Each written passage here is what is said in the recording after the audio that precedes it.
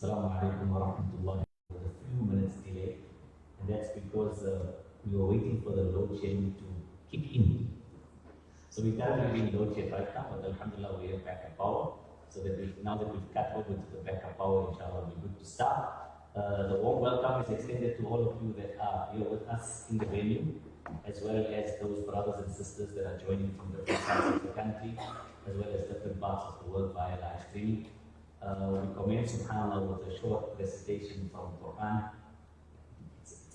بسم الله الرحمن الرحيم الحج أشهر معلومات فمن فرض فيهن الحج فلا رفث ولا فسوق ولا جدال في الحج وما تفعلوا من خير يعلمه الله وتزودوا فإن خير الزاد التقوى واتقون يا أولي الألباب. Sadaqallahu alaihi. So, beloved brothers and sisters, as I mentioned, this is the first of a number of sessions, and because it's the first, we'll take the opportunity of doing a little bit of housekeeping. So, subhanAllah, a few things in no particular order. If there's any of the brothers or sisters who need to use the bathrooms, then if you exit the venue either from the left-hand side or from the rear, you'll see the signs that show you towards both the bathrooms for the males and the females. Asking all of you to turn your mobiles onto flight mode, right? Please make sure that your mobiles are on silent so that we don't have any interruptions during the session. Beyond it, inshallah, we plan to take a short body break midway through this morning session. And in that short body break, actually it's a body break, but you can also grab yourself a cup of tea or coffee. We're hoping that, inshallah, if you are here with us today, that you will be part of this journey with us over the next few weeks in person, even though some of you may now think, oh, but there's a link, so I'll simply stream from home. And the reason for that is the engagements in person you'll see, subhanAllah, being much more fruit than being someone who's a passive participant via some sort of online streaming portal or channel. With that being said, so there's no elaborate refreshments per se in the short break that you have in the middle of the session. But if you feel that you want to bring something to put onto the tea table, please don't go really out of your way, just something small to give us a little bit of a nibble in between. Beyond that, subhanAllah, we're hoping that you'll encourage others to join as well over the next few weeks, and more than just encourage them to join, to actually register. Registering allows us to add you to the class WhatsApp group, and in adding you to the class WhatsApp group, you will be privy to engagements with the rest of your classmates, as well as the Ta'leef team from now throughout the classes, throughout your journey of Hajj, over the actual days of Hajj with live 24-hour support, subhanAllah, as some of those who are sitting in this class right now can attest to. They were privy to the same when they made Hajj in 1443. So just having access to the link and the link being shared with you gives you some benefit, but doesn't give you the real full benefit of how the class has been structured and the intent and the objective behind the class. So those were, subhanAllah, the few housekeeping aspects I thought I would share with you.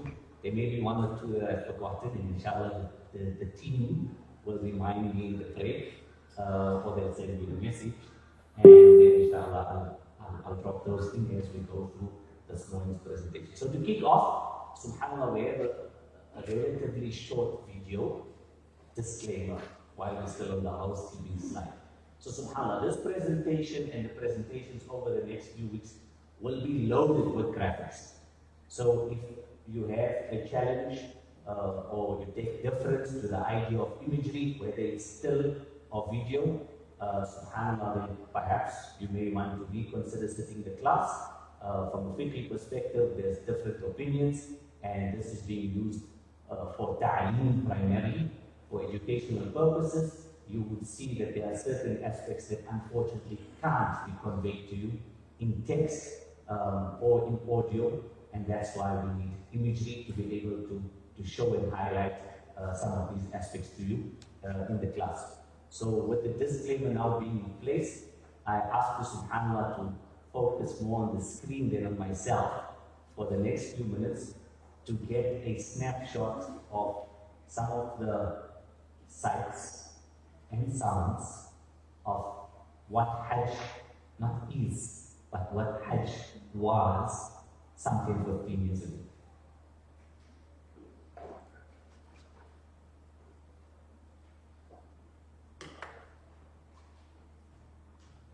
لبيك اللهم لبيك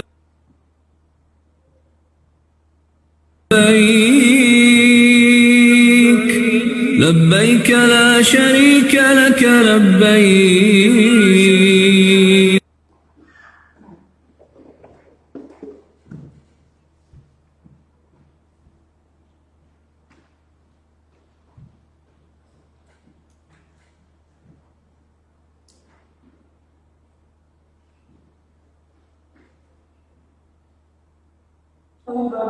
إن الحمد والنعمة لك والملك لا شريك لك لبيك حجا حقا تعبدا ورقا لبيك مرهوبا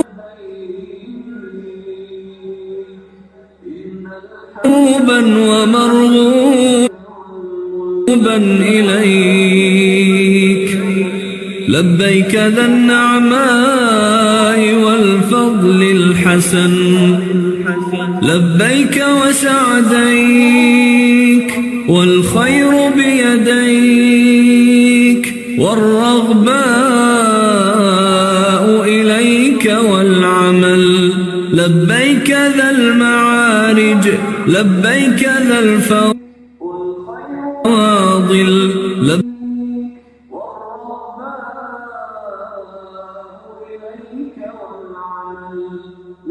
لبيك إله الحق لبيك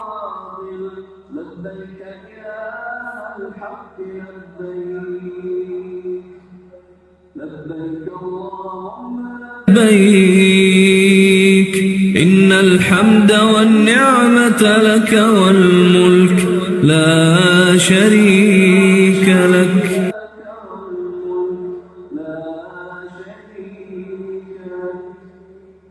لبيك اللهم لبيك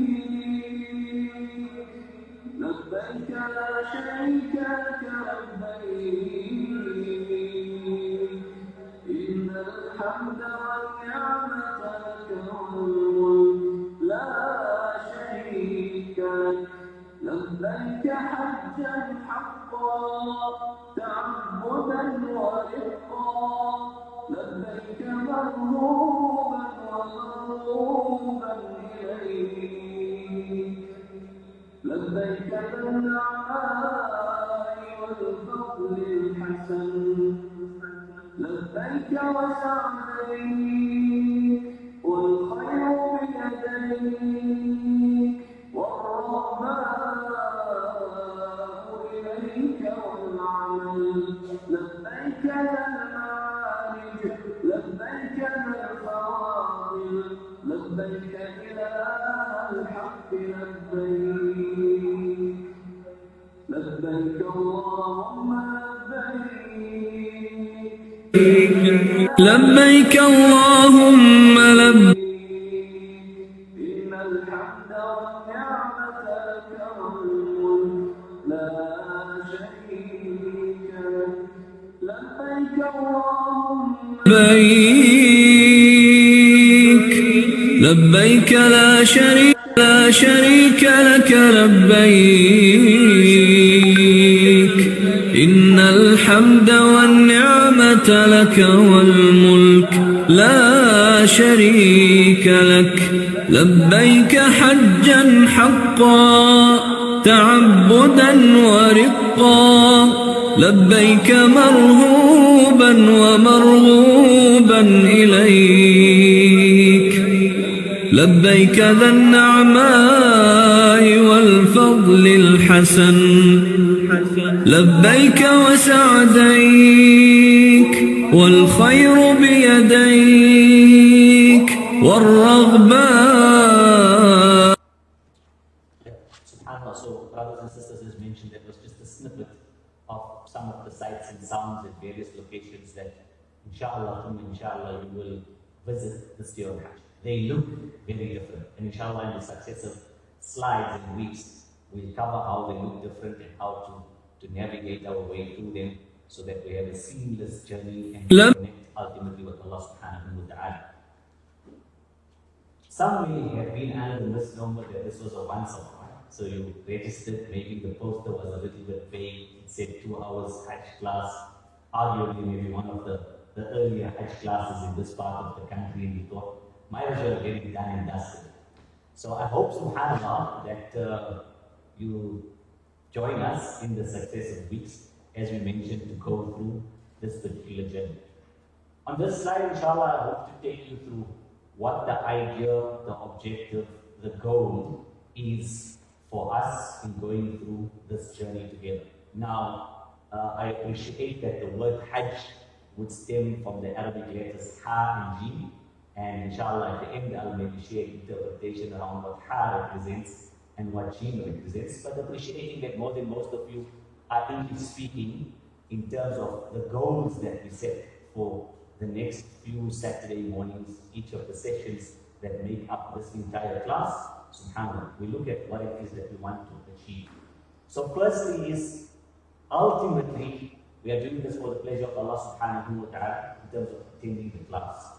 And I referenced the very short qira'ah recitation at the beginning, this verse from Surah Al-Baqarah, where Allah subhanahu wa ta'ala says, Al-Hajju ashhurun ma'lumat, that Hajj is in the known months. Without going through the entire verse, Allah subhanahu wa ta'ala mentions in that particular verse, وَمَا تَفْعَلُوا مِنْ خَيْرٍ يَعْلَمُهُ اللَّهُ. And whatever good you do, Allah knows it. So you're sitting here this morning, subhanAllah, really having to exercise sabr and deal with me. Allah knows it. And Allah starts writing your ajr and your reward already. I referenced earlier that you may have been under the misnomer that this class is 2 hours and you're done and dusted with Hajj classes. No, it's not. In fact, the actual course is a good 18 months. So we're carrying that into a few sessions. So we want you, subhanAllah, at the end of this journey that we undertake together, before we actually board a flight, we want you to be the most heavenly, angelic representation of yourself, so that you are ready to present yourself before Allah subhanahu wa ta'ala. Beyond that, there's operators, there's Hajj authorities, there's the Muassasa, there's the Ministry of Hajj, etc. But at the end of the day, the person who undertakes the Hajj is each and every one of you. So we want you to be adept. What does that mean? That means that you should have a level of confidence and competence, which inshallah you will have by the end of this class, so that other than being able to just do your Hajj, make your Hajj, or read your Hajj, you would be able to assist others on Hajj. I hope, subhanAllah, that you will up for the challenge. Then, there's reading all the books, subhanAllah, studying all the texts surrounding Hajj, being someone who can write a thesis at postgraduate level on aspects of Hajj. But it's very different when you're actually on the journey. What you learn, study, imbibe, ingest in the classroom is very different, subhanAllah, to how Hajj will play out. And every year is undoubtedly a unique experience.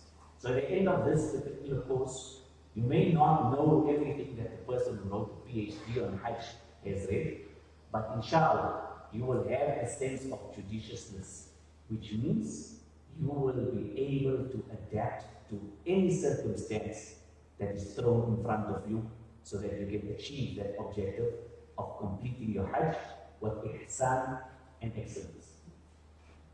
And now, most probably you're thinking, whoa, this is a lot, eh? So subhanAllah. Each and every one of you who is sitting in this class, is a finisher. And that's why we, at the end of completing your Hajj, the physical journey of Hajj, you're going to be jubilant. Someone that's ecstatic, that's fulfilled, that for the rest of your life will not live with any sense of remorse or regret to say, had I known, I would have done it differently. Because subhanAllah, within our capacity, as that we think, everything that you require and everything that is required to support you, inshallah, we are willing to give. How do we achieve that? So subhanAllah, those are the sessions over the next few weeks. If I could allow you 5 minutes and say, block out your calendars, make sure there's no weddings, no family engagements, nothing for the next few Saturdays up until the month of Ramadan. Very quickly, subhanAllah, I'm going to run through some of the topics. The first one today will be deconstructing the cost of Hajj. We're not looking at anything emotionally in the sense of pointing fingers, but we're gaining an understanding so that when the pricing does become available, number one, we can make informed decisions. Number two, there's a broader objective for us is that you will be part of the vanguard of people who over the next few years, in your engagements with other prospective Hujjaj this year and in the future, you will be able to assist them to navigate and make sense of those packages and subhanAllah, how to make the best decisions for themselves. Second session, next week Saturday, we speak about the actual nuts and bolts of finances on Hajj. It's a bit late to speak about saving because inshallah we're all going right. And Allah subhanahu wa ta'ala will provide. وَمَن يَتَّقِ اللَّهَ يَجْعَلْ لَهُ مَخْرَجًا وَيَرْزُقْهُ مِنْ حَيْثُ لَا يَحْتَسِبُ. For the one who is conscious of Allah, Allah subhanahu wa ta'ala will create an opening. وَيَرْزُقْهُ مِنْ حَيْثُ لَا يَحْتَسِبُ. And Allah will sustain you from avenues that you have not fathomed. We unpack in that session what are some of the artifacts that you would need to purchase before Hajj and how to manage your finances through the actual journey of Hajj. Then we launch in the third session into the real meat of what this journey is. Ad-du'a mukul ibadah. Dua is the essence of ibadah. We speak about the preparation for the climax of not just your Hajj, but the climax of your life, which is the day of Arafah. But then you didn't jump on the plane. Why are we speaking about Arafah? Because the preparation should have started, and I know some of the individuals in the class should have started when you were accredited in 2019 and supposed to travel in 2020. Right? So we'll unpack that, inshallah, in the essence of Ibadah. Fourth session, we speak about time management of Hajj so that you take the most out of your 24-hour day. For those who sat the class last year, guess what? It's different because things have changed. Allah has granted me the good fortune of having been there, subhanAllah, or having returned just a few weeks ago. So there's some changes in terms of the program, our management, how we structure our time, etc. And we convey those to you. 25th of February, our class, we speak about our visit, subhanAllah, to the city of Allah subhanahu wa ta'ala's most beloved, Habibuna Mustafa Muhammad sallallahu alayhi wa sallam, and how to soak up everything that the illuminated city, Medina al-Munawwara, has to offer. The 4th of March, we cover aspects surrounding meeting the Kaaba for the first time. That edifice that Allah subhanahu wa ta'ala has created due to the limitations of our perceptive abilities that gives us an idea of who our Allah is and how magnificent our Allah is. Note, and I acknowledge and appreciate and have it not at the back of the mind, but in the forefront of my mind at all times, that some of you as participants in this class are not intending Hajj, but are intending Umrah. So the timing of the sessions also allows the vast majority of you in the class who are intending Umrah to have covered the relevant modules, inshallah, way before the month of Ramadan.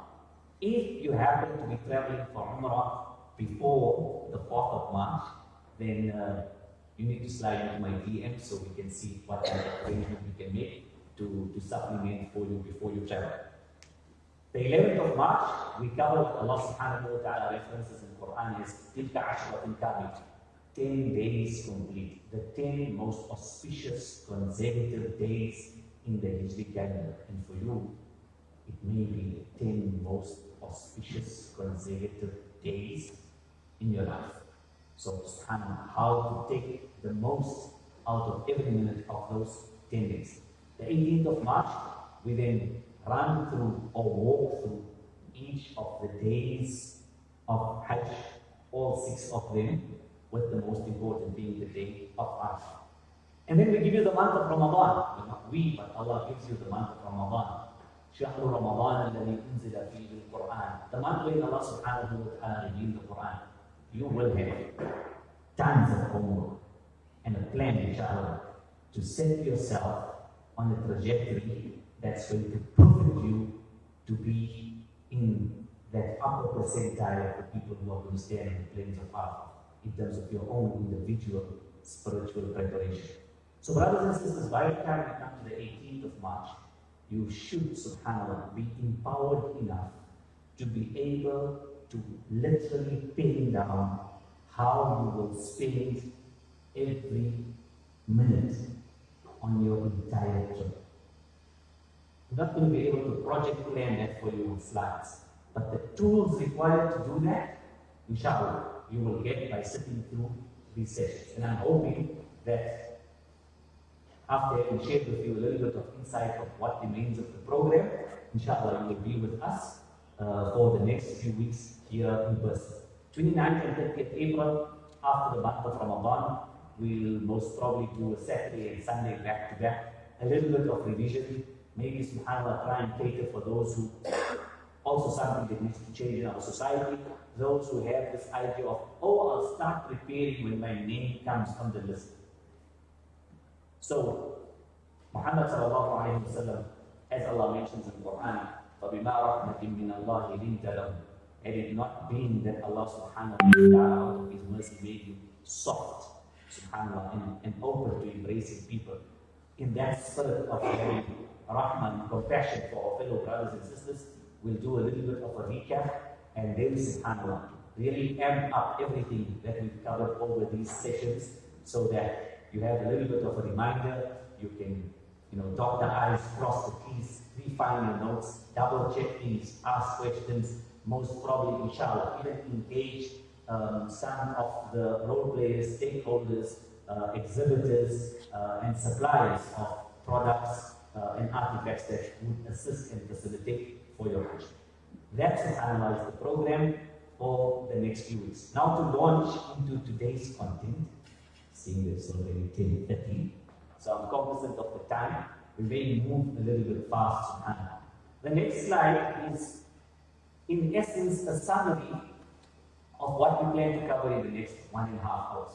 So it's not a content slide, but if you appreciate the different quadrants that are shared on the next slide, you're in a position to be able to slot in everything else from today's program and evaluate it against the key areas that are spoken about or referenced in the next slide. So here goes. We said that we want to be empowered in this session to deconstruct Hajj costs so that we can evaluate any package that we get that becomes available in the marketplace, and Allah willing, that happens sooner rather than later. So, let me pause right there. This morning, I'm sure we all received the forward that says forwarded many times, that's asking us to accept our accreditation by 1st of February and choose our operator by the 11th of February, and it had a little bit of a rider there saying that if you're unable to afford Hajj, then you won't be penalized and you'll be refunded your money in full. So how do you perceive this? My comment on the group was, we'll chat about this in class. And that's the advantage of us having class every week. As developments unfold, subhanAllah, we can brainstorm how we should think and how we should respond to them so that we make informed decisions that don't jeopardize us. Number one, what's the objective of sending out a message like that? Emotionally, you feel like these people are playing with us. No. The idea behind this is to say, I've been accredited now, I'm on that list. Am I potentially in a position of readiness or not? So if I'm not, I don't have to wait for the 1st of February. I should decline sooner. The moment I decline, it kicks in the process of then identifying someone to fill that particular spot. And if you've appreciated the thinking that I mentioned in just my last sentence, then you understand this morning's communication. If I'm not ready, I decline as soon as possible. And this is, subhanAllah, my practicing ikram of other Muslims to say, I'm not ready, but let me give someone else a better chance, even if that better chance is 2 days additional notice, so that they can prepare. As opposed to folding our arms and going on an emotional tirade and saying, they told me 1st of February, so I will wait till 23:59 on the 31st of December, and then only I'll indicate to it. Yes, as mentioned in the Hajj Awareness Days, if the deadline of 11 February looms and pricing is not available, they will extend that deadline. So I hope a little bit of insight in terms of all of the forward that you received this morning. There's a lot that I'm saying that I'm not saying when I'm speaking about the forward of the forward, right? There's no branding on the message, but it came from certain quarters. No problem. Let's understand and appreciate it that we sometimes are a little bit of a difficult society and community to deal with. Okay, so let's now go into how it is that we evaluate any Hajj offer. What are the key determinants that we look at in terms of evaluating any particular package? The first would be the idea of service. Because we're going on a journey that we've never undertaken before, we're expecting people of experience to be able to guide us, etc. And you would ask, but then how do I, as someone who's never been on the journey, evaluate service? Well, there's the aspect of speaking to others who've been and hearing from their experience. And even without that, there's the aspect of us engaging already those accredited operators to see which one of them espouses a level of customer centricity. Sayyidul Qawm Khadimu, the leader of the people is his servant. Which one is open and engaging, subhanAllah, and ready to answer my questions and appreciate that I'm anxious, I'm nervous, I don't know, even though they've been 20 times or 30 times, or they literally live for half the year in Makkah al-Mukarramah and Medina al-Munawwar, do they have it in their minds that I'm not in that fortunate position? I'm asking a question that they most probably answered 100 times.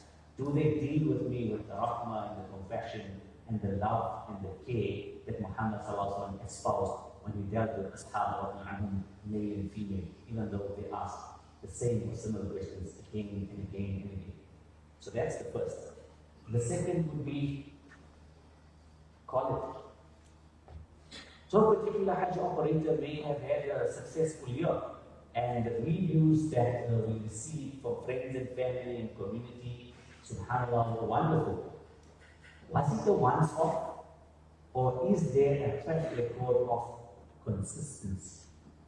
That this has been an operator that's been in the marketplace for X number of years, and subhanAllah, for as long as I've been actively following Hajj, and I hope that's been a while, most likely since you put your name down and paid at the time, 2014, 2015, 100 Rand or 120 Rand registration fee, I've been actively following subhanAllah Hajj every year, and I just get excellent reviews around certain operators. Yes, there are glitches, there are hiccups for everyone and each of the operators differently, but consistently these people have weathered the storms and come through, subhanAllah, for their judge. I hope you're also seeing the little arrow at the bottom, right? Because from the service we get to the quality, and eventually we see where all of this culminates. The next is with the quality of the product and the service that any particular operator is offering. Have they worked towards providing ultimate convenience for their Hujjaj? I don't want to refer to us as clientele, because there's an aspect that, subhanAllah, we are due, or is due to us in terms of the service they render as clientele, but ultimately we are Allah's guests, and we hope that we are treated as Allah's guests at all times. How do we evaluate or gauge whether convenience is part of the offering of any particular operator? We test whether they have continuously sought to reinvent themselves. Are they still living in the same hotels, even though it may be 5-star, that they were living in 6 years or 8 years or 10 years ago, when the entire landscape and the lay of the land has changed in both Medina Munawwara and Makkah Mukarramah? Because if they are, there's definitely no continuous improvement.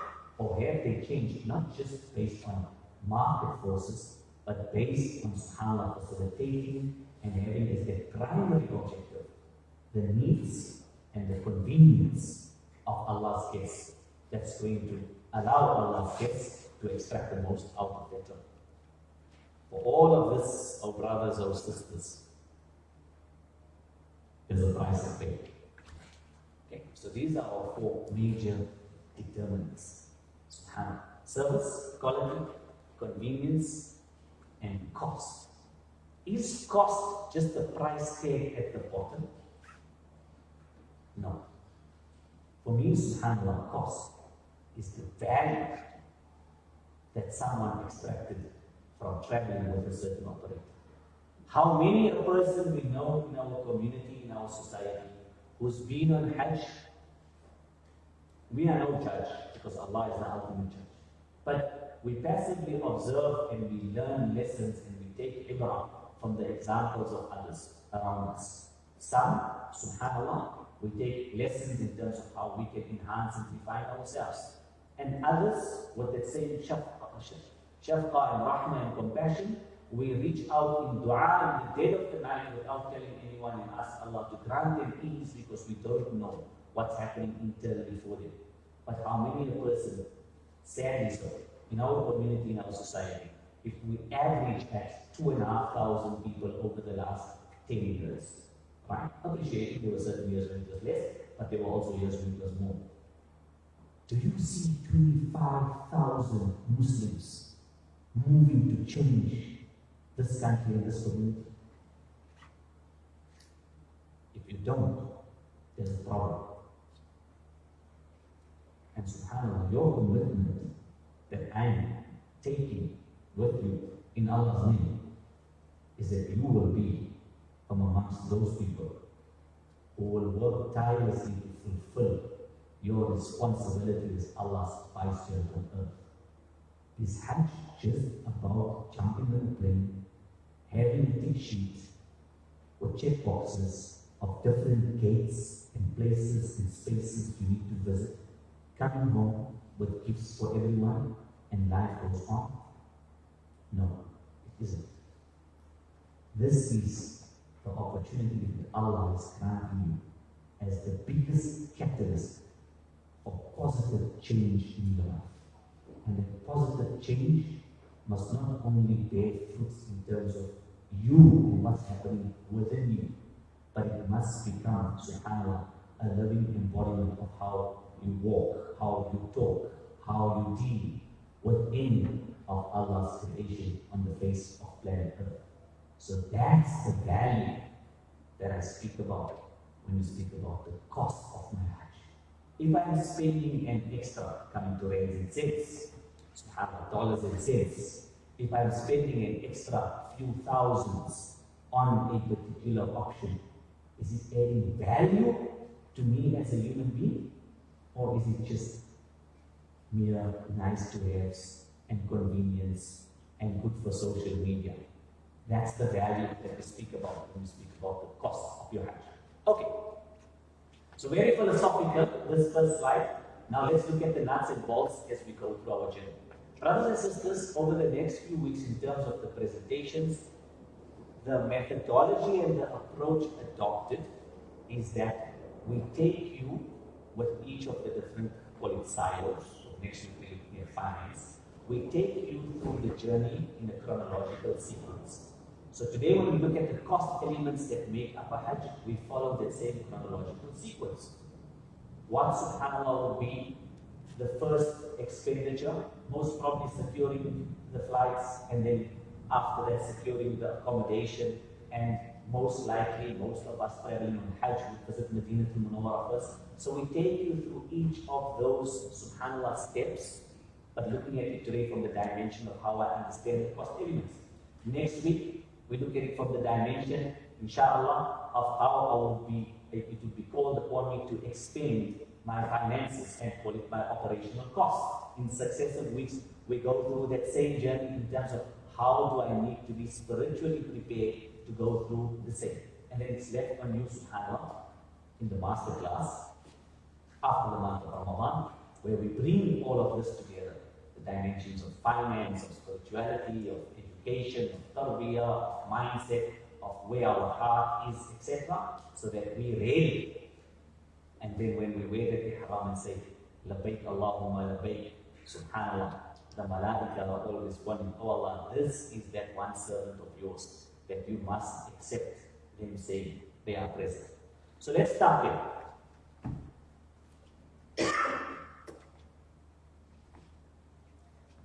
The first subhanAllah that we speak about is in terms of engaging operators, maybe a bit early for that now, but you want to find out whether you would have the ability to pay at least for a portion of your Hajj cost, and that component being the tickets, pay for that component by virtue of your credit card.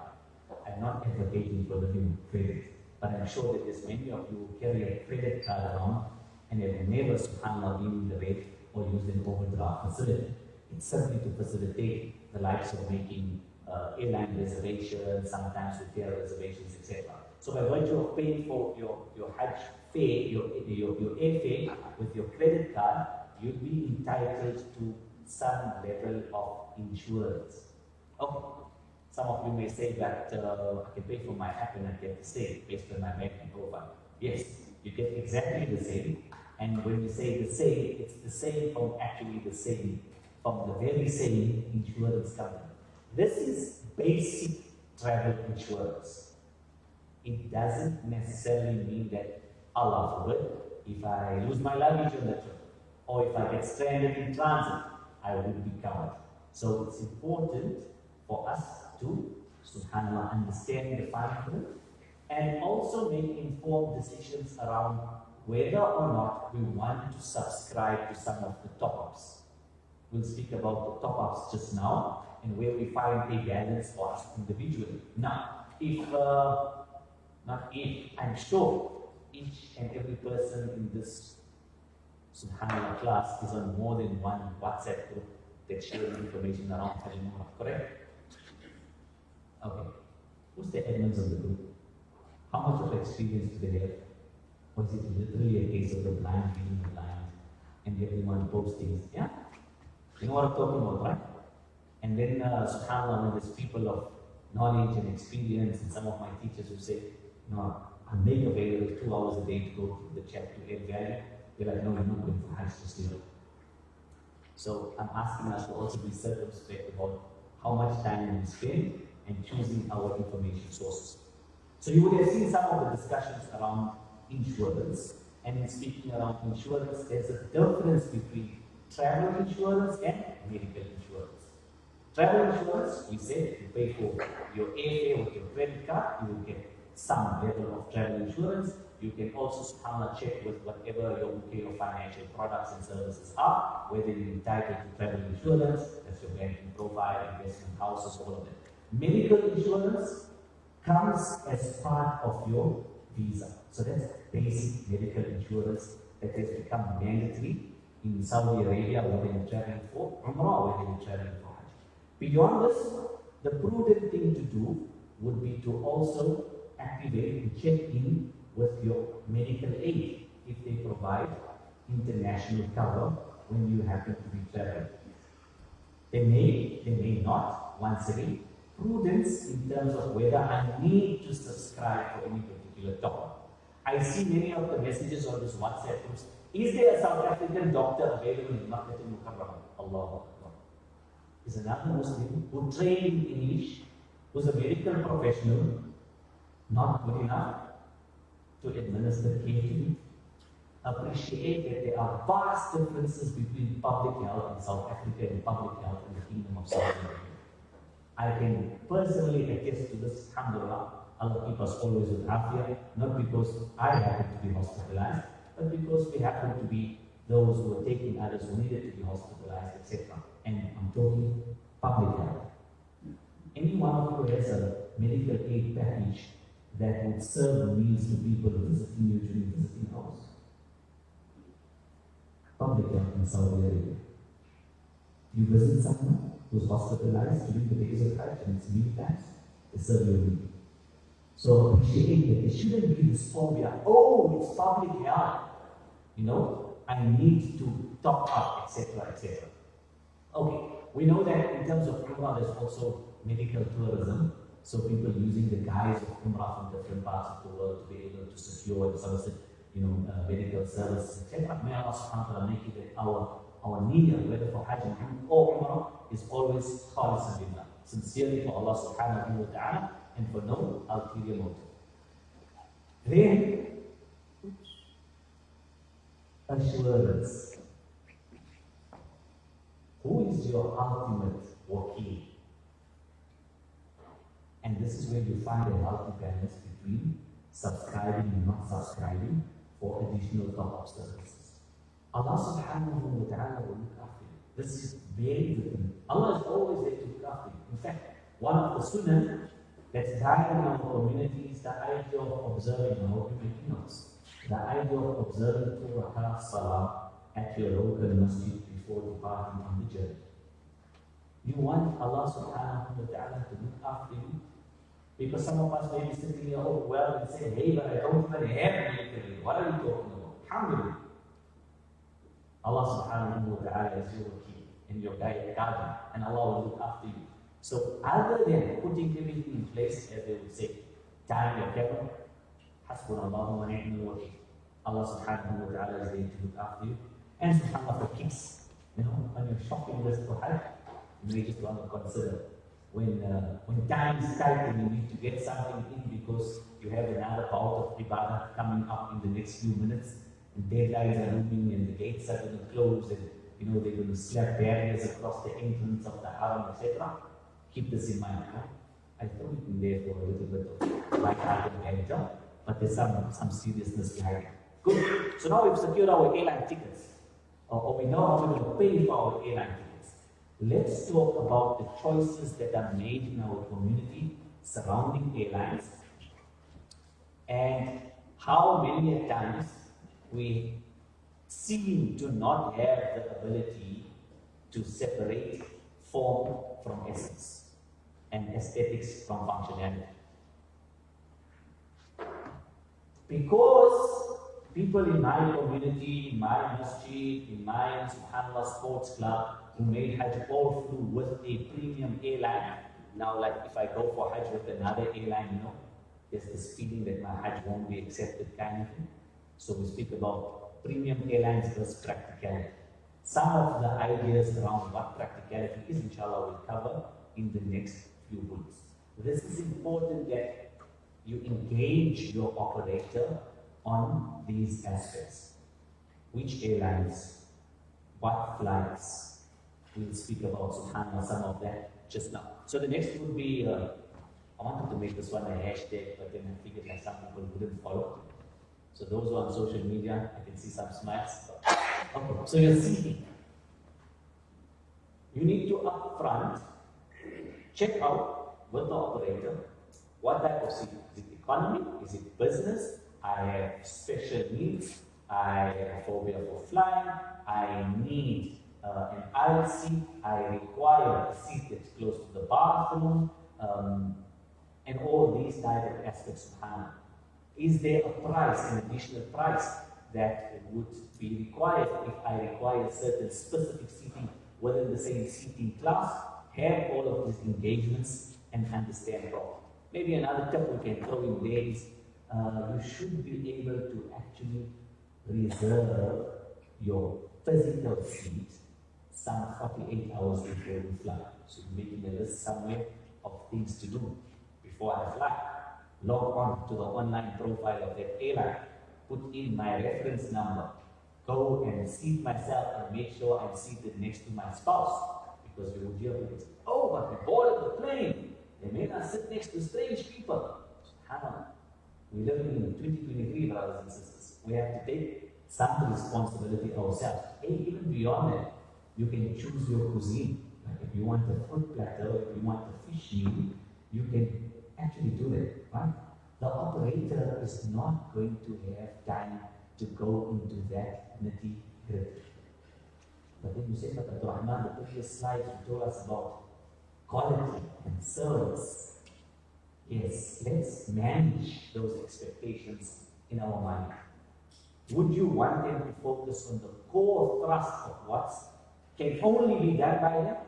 Or would you want them to focus on the elements that we would see to ourselves? Naturally, you would all agree it would be the former more than the latter. So huge differences here. And these, subhanAllah, ironically, the ones that fare better on this third unit are normally cheaper. There's a difference between flight, number one, flight time. What time does this flight depart? Day, night, early morning, convenience to get to the airport, family considerations. You may be staying out of one of the big metropolis, so subhanAllah, you're staying in one of the countryside towns or a different province. You need to get to one of the 3 international airports in our country. We speak about flight time. Then we speak about flying time. How many hours will I be spending in the air if I opt for this airline as opposed to that airline? And then we speak about travel time. What's travel time? The time from when I depart, point of departure, to when I arrive at final destination. Now let's go back to the first one. Premium airlines don't necessarily guarantee you the best travel time. Guarantee you comfort and lots of opportunity of posting on Instagram and TikTok, but they don't necessarily give you the best travel time. Inshallah, in the next slide, we'll show you a little bit surrounding that. Why is this important? More especially for those, subhanAllah, who are traveling on Umrah, appreciating that Umrah is generally a little bit of a shorter stay than Hajj. Why is travel time important? Because I'm thinking I'm departing on, for argument's sake, on Tuesday. If I take this airline, and the other airline is also departing on Tuesday, but one lands on Tuesday evening and the other lands on Wednesday at midday. That's a difference of 12 hours, either in Medina to Munawwar or Makkah to Mukarram. So subhanAllah, you need to evaluate flight time, and travel time. The best in terms of any travel is to try and travel as the crow flies. So the difference between distance and displacement, right? So subhanAllah, the short distance between 2 points. We're going to look at that in the next slide and look at which airlines, can't say for this year, but theoretically from our country, which airlines provide as close as possible to as the crow flies on the basis of for us here in South Africa, we currently don't have any direct flights to either Medina to Munawwara or Jeddah. Then we want to look at coupled to flight time, what time is the flight depart. We want to look at what time of the day or night we touch down. Kind of the last 3 bullets kind of talk to each other, right? So you want to know what time I land with one option versus another option. Now, brothers and sisters, from each of these slides, the previous one, this one, and each of the next ones, don't see them in isolation of the other. What am I saying? I'm saying that at the end of this presentation, you need to provide your own weighted scorecard to how you're going to evaluate the package. This is the flight options, this is the accommodation options, these are all the other service options, etc. What's giving me the most value, and we quantified value for you, what's giving me the most value to pivot me to be Allah's the best, subhanAllah, manifestation of Allah's servant that I could potentially be. We are a little bit behind. So, subhanAllah, let's see if we can do justice here. I've got Johannesburg here. So, brothers and sisters from Durban, from Cape Town, please, this is not my fault that they didn't feature your cities. It's these people's fault. Right, so this is subhanAllah Saudi Arabian Airlines map. of some of their major routes. I'm using it because our destination is Saudi Arabia, not because Saudi Arabian Airlines flies from Johannesburg to Jeddah or Medina al-Munawwara with direct flights currently. I'm also cognizant that we have people traveling from the States, so I'm assuming that, subhanAllah, other than your internal domestic flights, you'll be flying out of JFK. So we're going to speak about the same kind of concept as we speak about for Johannesburg would apply to you. Okay, so what are all the major transit hubs? Dubai, Fly Emirates, Etihad, right? Abu Dhabi, Qatar, Doha, Egypt Air, Cairo, Turkish Air, Istanbul. Now, what you will notice with regards to all of the major carriers is that you're flying in some direction past your intended destination, whether it's Medina al-Munawwara or Jeddah. People talk about this, but I guess maybe seeing it on a slide, on an image, makes a little bit more sense. What we're looking for is a flight, taking into account flying time, flight time, travel time, transit time, a flight that's going to get us as quickly as possible from point of departure to point of arrival. For argument's sake, from Johannesburg to Medina al-Munawwara. And subhanAllah, 2 airlines offer that kind of route. Whether the tour operators will offer those airlines, whether those airlines will have Hajj passengers, we don't know, but it's the theory I'm sharing with you so that you can make as best as possible informed decisions. So Kenya Airways flies Johannesburg, Nairobi, Jeddah, sometimes Nairobi, Medina. Ethiopian Airlines flies Johannesburg, Addis Ababa, Jeddah, sometimes Addis Ababa, Medina al-Munawwara.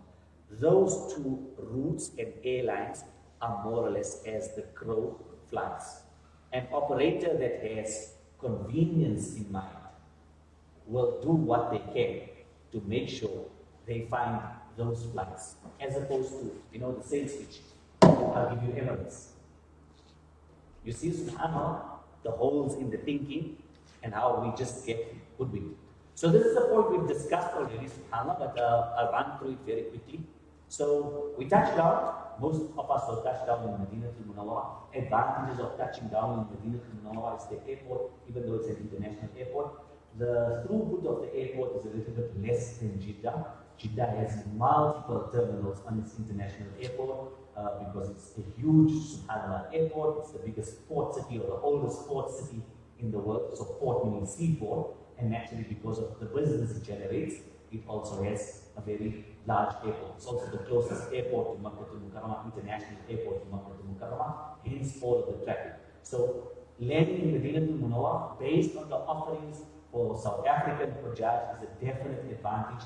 It saves you a 500-kilometer road trip from Jeddah Airport to Medina al-Munawwara. If Medina al-Munawwara is the first place you'll be visiting. What we want to look at, subhanAllah, is our arrival time based on the flight options evaluated against our check-in time at the hotel. So, a particular route, I mentioned Addis or Nairobi as transit hubs, may mean that I get there in the shortest possible time. But what happens if I get there at 2 o'clock in the morning and check-in at my hotel is at 4 o'clock in the afternoon? I'm sitting without a room for that number of hours. Don't expect you to be conscientized with regards to this by any service provider. I'm not saying they would be you, but I am saying we need to be circumspect about how we make decisions. So evaluate arrival time versus check-in time. Good. Inshallah, I'm going to conclude this one and then we'll take a short break. We're already over 11, which was our midpoint, so I'm running a little bit behind. But I'm sure you'll give me a few minutes because we didn't start at 10. Good. So we speak about duration of stay. So we look at package duration. Now, there's 4 different ways, 4 main ways, in terms of which different operators structure their package. If you've ever studied Hajj packages before, even Umrah packages, well, mostly Hajj packages, one says 5 weeks but departs on the 21st. The other one says 5 weeks but departs on the 26th. And you ask yourself, like, but do people use the same numerical system? Like, do they count 1, 2, 3? Or does the one have a different way of counting? Well, subhanAllah, it's based on this. Some of them count from the first night. It's the first night that you check into some accommodation to the beginning of Hajj. So when the first day of Hajj it starts, that's how they count a particular number of weeks. Others count from the first night of your stay in accommodation to the last day of Hajj. So like now Hajj is over. Assalamu alaikum, jazakumullah khairan for your support. Please call again. Right? Others count from the first night of your accommodation to the last night. Meaning Hajj is over, you're still here for another 2 or 3 days. That's how they count number of weeks. And others count from time of departure, or departing on the 22nd of a particular month, and you're returning on, call it for argument's sake, the 22nd of the next month. We call that 4 weeks. So one operator's 4 weeks may not be the same as another operator's 4 weeks. Look at the specific dates and days. So dates, we unpack it in terms of the number of nights in every city. A particular package may offer you a certain number of nights in a particular city, but does that mean you, subhanAllah, can achieve the objective of making a reservation for that number of nights? So every one of us would know that there's fadail and virtue attached to observing 40 salah in Masjid Nabawi sallallahu ala sahibihi consecutively. Best, subhanAllah, with the first takbir, with jama'ah in the masjid behind the appointed imam, etc., etc. Doesn't mean that you subscribe for a package for 8 nights, you're going to get 40 salah. Because you could check in late in the evening. It's a night in the hotel says. And on your last day, you could check out before one, and you find that you've only done 37 salah. So you need to, subhanAllah, as the potential Hajj, evaluate whether you're getting just number of nights or you're getting the number of nights facilitating a spiritual objective. I'm just using Medina al-Munawwara as an example. There's other aspects and dynamics of will I be in a particular city for Jum'ah, especially if I'm considering a shorter package, etc. So we look at what's the ideal. From Medina al-Munawwara, we cited the example of inshallah 40 salah versus what's critical. So why are we speaking about what's critical? Part of how Hajj has changed would mean that in a 30-day cycle, none of us are going to be spending 30 days in Medina al-Munawwara on our Hajj visa. But I am making dua that all of us will, inshallah, at some point in time in our life, spend 30 days in Medina al-Munawwara on our Umrah visa. Not one person said Amen. Because your Umrah visa is valid for 90 days, right? So, in a 30-day cycle, you will theoretically have access to the Rawdatul Riyadh al-Jannah, that portion on the face of the earth, that piece of land, that's a garden, not like, that's a garden from the gardens of Jannah. You will theoretically have access to a spot on that piece of land once in 30 days. So that's when we speak about what's critical. If I have a certain number of nights, are there available slots for me to queue for a few hours staying so that I can, subhanAllah, spend time very close to Habibullah Mustafa Muhammad sallallahu alaihi wasallam versus the bare minimum? Hey, you know what? I got accredited very late. Subhanallah, I managed to subscribe to, for those from international, I've managed to subscribe for Hajj via the Nusuk portal, and it's too late, but there's no availability of a good booking for the Rawdah, but at minimum, I got to present myself before Muhammad sallallahu alaihi wasallam and greet him in person. So the ideal was that which is critical was the bare minimum. That's, subhanAllah, a little bit around our duration of stay. We few slides behind where we wanted to be. Brothers and sisters, the time now on my device is 11:10. I know on yours it's saying it's 11:08, right? That tells you a little bit about how we should be doing things when we come close to Hajj. So, can we stay down till inshallah 11:15? You're more than welcome to prepare yourself something to read, and then you can enjoy it in fact that you see. We will read comments inshallah at 11:15, and then I'll be waiting down to for the minutes for the so you can just read